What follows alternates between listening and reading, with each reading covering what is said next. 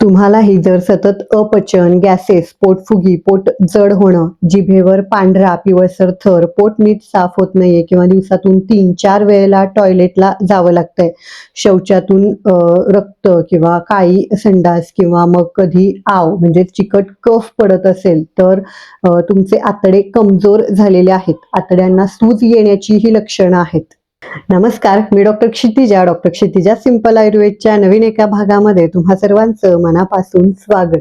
आजकाल अनेक patients taste केलेले असतात आणि त्यामध्ये त्यांना सांगितलेलं असतं की तुमच्या आतड्यांना सूज आलेली आहे किंवा दुसरीकडे काही पेशंट असतात की बऱ्याचशा टेस्ट, सोनोग्राफी, एंडोस्कोपी करून झालेली असते, पण त्याच्यात काहीच निघत नाही.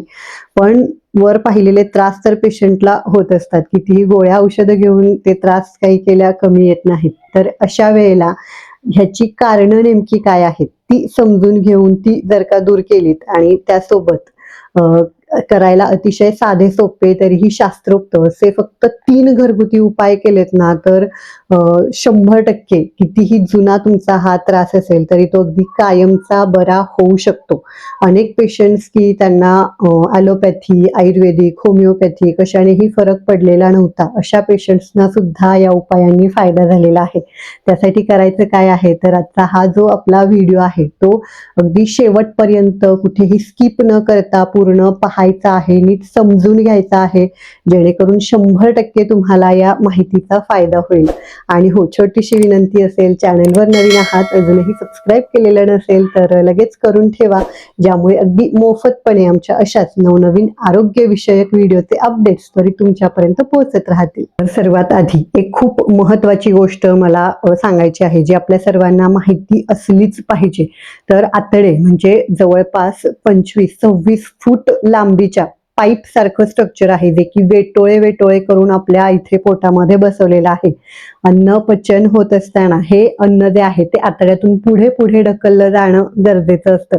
आणि इथेच म्हणजे सुरुवातीला लहान आतड्यांमध्ये, स्मॉल इंटेस्टाईनमध्ये आहारातील सर्व पोषक घटक म्हणजे विटॅमिन्स किंवा लोह, कॅल्शियम, मॅग्नेशियम हे सर्व शोषून घेतलं जातं, त्याचं ॲब्सॉर्प्शन होतं. पुढे लार्ज इंटेस्टाईन, मोठ्या आतड्यांमध्ये अन्न पचनाचा एंड प्रॉडक्ट, टाकाऊ पदार्थ म्हणजेच मल जो आहे तो तयार होतो आणि त्याचं शेवटचं टोक, गुदद्वार, तिथून तो बाहेर काढून टाकला जातो.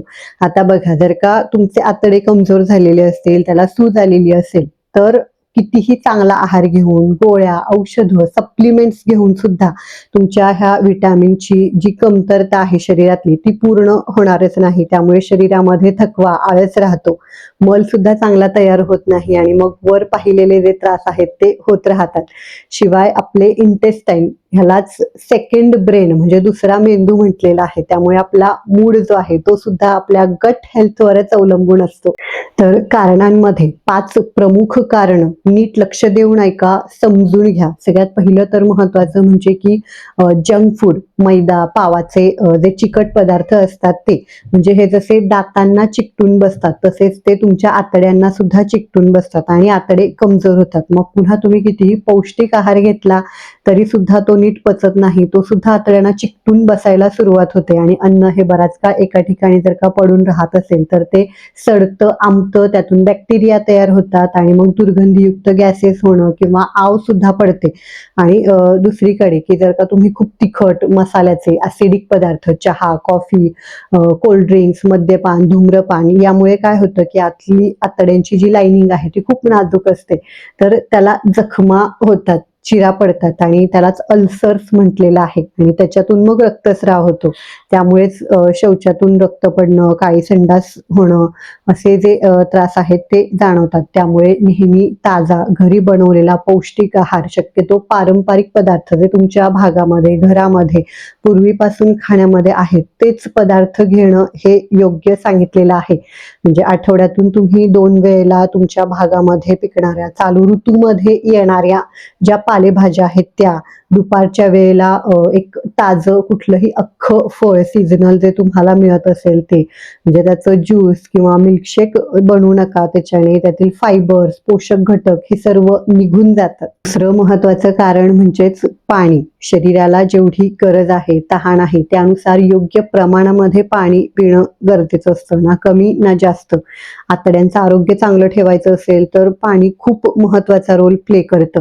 आणि बऱ्याचदा ओपीडी मध्ये पेशंट आले आणि त्यांना आम्ही विचारलं, पाणी पिता का, कधी पिता? तर अगदी 80-90% पेशंटचं उत्तर असतं की सकाळी उठलं की तांब्याभर, जेवण झालं की तांब्याभर पाणी पितो.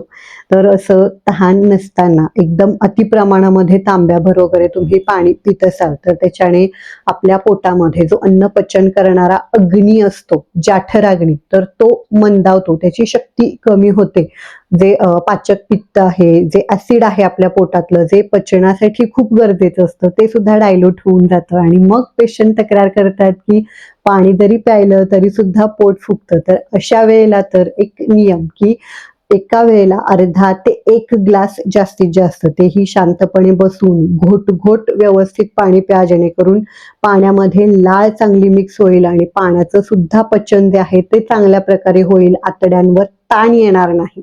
तिसरं अतिशय महत्वाचं कारण म्हणजेच बैठी जीवनशैली. बरेच जण आजकाल दिवसभर एका ठिकाणी बसूनच त्यांचं काम असतं आणि मगाशी आपण पाहिलं की आपले आतडे जे आहेत तर ते पाईप सारखं स्ट्रक्चर आहे. पाईप जर का एकाच जागी पडून राहिला, त्याची हालचालच आपण केली नाही तर काय होतं, पाईप जो आहे तो कडक होतो, त्याची लवचिकता कमी होते, त्याला चिरा जातात. अगदी तसंच आपल्या आतड्यांची सुद्धा हालचाल झाली नाही, आपण काहीच व्यायाम करत नसू तर आतड्यांची जी लवचिकता आहे ती कमी होते, कडकपणा येत जातो. आणि अन्न पचन होत असताना आतडे हे आकुंचन प्रसरण पावतात, त्यालाच पेरिस्टॅल्टिक मुवमेंट्स असं म्हटलेलं आहे. आणि जर का आतड्यांची लवचिकता कमी झाली तर काय होणार आहे, अन्न जे आहे ते लवकर पुढे पुढे जातच नाही, अन्न पचन क्रिया मंदावते आणि त्यामुळेच मग पेशंट तक्रार करतात की खाल्लेलं तसंच पोटामध्ये पडून आहे असं आपल्याला वाटतंय, पोट फुगतंय, पोट जड होतंय खाल्लं की. तर अशा वेळेला काय करायचं आहे, तर दोन्ही वेळच्या जेवणानंतर शतपावली म्हणजेच 100 पावलं आपण नॉर्मल ज्या स्पीडने चालतो त्या स्पीडने फक्त चालायची आहेत. फार जास्त पण चालू नका, त्याच्याने सुद्धा जो रक्तपुरवठा आहे तो हात आणि पायांकडे जास्त जातो आणि पचन नीट होत नाही. त्यामुळे फक्त 100 पावलं चाललं तरी पुरेसं आहे. आणि ह्या सोबतच सकाळच्या वेळेला आपल्या पोटावर ताण पडेल असे चांगले व्यायाम, त्यामध्ये सूर्यनमस्कार, भुजंगासन, पवनमुक्तासन केलं तर त्याचा अजूनच जास्त चांगला फायदा होतो. चौथं अतिमहत्वाचं कारण, नीट लक्ष देऊन ऐका, समजून घ्या. बरेच जण ही चूक करत असतात. 40 नंतर पोट साफ होण्याची चूर्ण, म्हणजे कुठेतरी ऐकून, जाहिरात पाहून, कोणाच्या तरी सल्ल्याने सतत अशी चूर्ण जी आहेत ती घेतली जातात. पण ही चूर्ण घेतल्यामुळे काय होतं बघा, की एकतर तात्पुरता रिझल्ट मिळतो, म्हणजे चूर्ण घेतलं तरच पोट साफ होतं, त्याची सवय लागते. आणि बराच काळ जर का ही चूर्ण अशी तुम्ही घेत असाल तर त्याच्याने आपल्या आतड्यांचं जे नैसर्गिक वंगण आहे ते काढून टाकलं जातं, आतड्यांना कोरडेपणा येतो, तिथले जे गुड बॅक्टेरिया आहेत जे रक्षण करतात आपल्या आतड्यांच्या आरोग्याचं ते निघून जातात. जसं की बघा ना, एखादी फरशी किंवा कपडे सुद्धा स्वच्छ करत असताना अतिरिक्त प्रमाणामध्ये तुम्ही डिटर्जंट टाकलं तर ते स्वच्छ होण्याऐवजी त्याचा जो रंग आहे, त्याची चमक आहे ती निघून जाते. अगदी तसंच ह्या चूर्णांमुळे आपल्या आतड्यांचं होतं, आतड्यांना कोरडेपणा येतो आणि मग पुन्हा पोट नीट साफ होत नाही. तर अशा वेळेला पोट साफ होण्यासाठी जे आपण नेहमी सांगत असतो की लाईफस्टाईल चेंजेस करणं, चांगला आहार, एक चांगली जीवनशैली ठेवणं, नैसर्गिक घरगुती उपाय करणं गरजेचं आहे. त्यासाठीचा व्हिडिओ सुद्धा मी पोस्ट केलेला आहे, त्याची लिंक खाली नक्की देईनच. पाचवं अतिशय महत्वाचं कारण जे की बऱ्याचदा दुर्लक्षित केलं जातं ते म्हणजे स्ट्रेस, चिंता, टेन्शन जर का तुम्हाला असेल, आपल्या शरीरामध्ये गट ब्रेन ऍक्सिस सांगितलेला आहे, म्हणजे आपल्या शरीरामध्ये वेगस नावाची नर्व असते जी की मेंदूपासून डायरेक्ट आपल्या पचन संस्थेला जोडलेली असते. त्यामुळेच काहीही तुम्हाला टेन्शन आलं की लगेच पोटामध्ये गोळा येतो. अगदी तसंच जेव्हा तुम्हाला कंटिन्यू काहीतरी ताण असेल, चिडचिड करताय तुम्ही, राग असेल, टेन्शन आहे, तर त्याचा परिणाम हा तुमच्या आतड्यांच्या आरोग्यावर होणार आहे. त्यामुळे स्ट्रेस फ्री राहणं, टेन्शन न घेणं, शांत राहणं हे गरजेचं आहे. त्यासाठी तुम्ही मेडिटेशन, नामस्मरण करू शकता, त्याचा खूप चांगला फायदा होतो. अतिशय महत्वाचं म्हणजे उपाय. 3 उपाय आहेत. नीट लक्ष देऊन ऐका. तिसरा उपाय तर अति महत्वाचा आहे. एक चूर्ण मी सांगणार आहे, जे तुमच्या आतड्यांची जी सूज आहे ती कुठल्या गोळ्या औषधांशिवाय नक्कीच बरी करेल. त्यातलं सगळ्यात पहिलं महत्वाचं म्हणजे की बघा, आता तुम्हाला कुठेही जखम झाली, सूज आलेली असेल, हाताला पायाला मार लागला आणि सूज आली असेल, तर ते नीट होण्यासाठी आपण काय करतो, तर विश्रांती, आराम देतो. मग पोटाला, आतड्यांना विश्रांती कशी द्यायची, तर उपवास करून. आठवड्यातून 1 दिवस तुम्ही काहीही न खाता फक्त कोमट पाणी जर का प्यायलात, तर त्याचा चांगला फायदा होतो. अगदीच ते शक्य नसेल तर तुम्ही रोजच्या रोज सुद्धा पचायला अतिशय हलकं अन्न, की ज्याच्याने पोटावर, आतड्यांवर ताण येणार नाही. मग त्यामध्ये तुम्ही काय घेऊ शकता, तर भाताची पेज किंवा पातळ अशी मूग डाळीची खिचडी, त्यामध्ये निम्मे तांदूळ निम्मी मुगाची डाळ वापरलेली असेल, किंवा मग भात, मुगाचं वरण. पण ह्यावर सुद्धा आवर्जून 1 चमच्याभर देशी गाईचं किंवा मग साजूक तूप जे असतं ते वापरा. म्हणजे मग आतड्यांना वंगण मिळेल, जी आतली जखम झालेली आहे ती सुद्धा भरून काढायला चांगली मदत मिळेल. त्यासोबतच हे पदार्थ बनवत असताना त्याला फोडणीमध्ये हिंग, जिरे, कढीपत्ता हे आवर्जून वापरा, कारण ते पाचक आहेत, पचनाला खूप चांगली मदत करतात.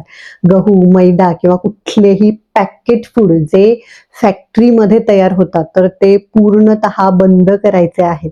दुसरी महत्वाची गोष्ट म्हणजे की पाणी, ते सुद्धा जर का तुम्ही कोमट असेल तर उत्तम, किंवा अगदीच खूप कडक उन्हाळा आहे, 40च्या वर तापमान गेलेलं असेल, तर अशा वेळेला नॉर्मल टेम्परेचरचं पाणी, जशी तुम्हाला तहान लागेल, शरीराची गरज असेल त्यानुसार योग्य प्रमाणामध्ये मघाशी सांगितल्याप्रमाणे घोट घोट बसून प्यायचं आहे. खूप जास्त थंड पाणी, फ्रीजमधलं पाणी किंवा कोल्ड ड्रिंक्स हे जर का तुम्ही घेत असाल, तर त्याच्याने पाचक अग्नी, मगाशी आपण पाहिलेला जाठर अग्नी जो आहे तो मंद होतो, पचन नीट होत नाही. अशा अतिरिक्त थंड पाण्यामुळे मेटाबॉलिझम जे आहे ते खूप स्लो होतं.